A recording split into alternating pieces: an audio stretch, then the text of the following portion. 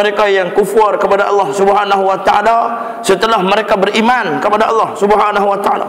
Allah Subhanahu wa taala janji dah orang yang kufur kepada Allah, orang yang tak mau ikut ayat Allah, orang yang tak mau dengar hukum Allah, orang yang tak mau dengar ayat-ayat Allah Subhanahu wa taala, kafaru bi ayatina sawfa nuslihim nar. Allah Subhanahu wa taala janji akan bakar mereka ni. Dan pada ayat yang lain Allah Subhanahu wa taala kata apa? Yursalu alaikuma syuwazun wa nuhasun min nar.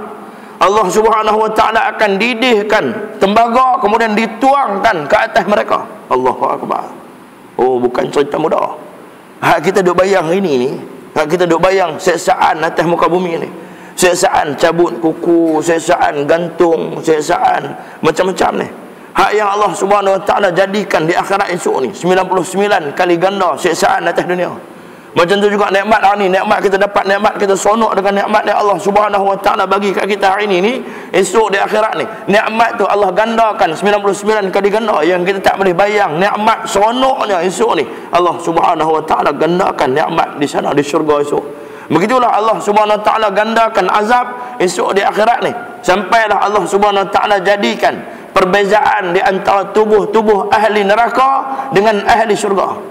Ahli syurga ni standard saiz dia, biasa saiz.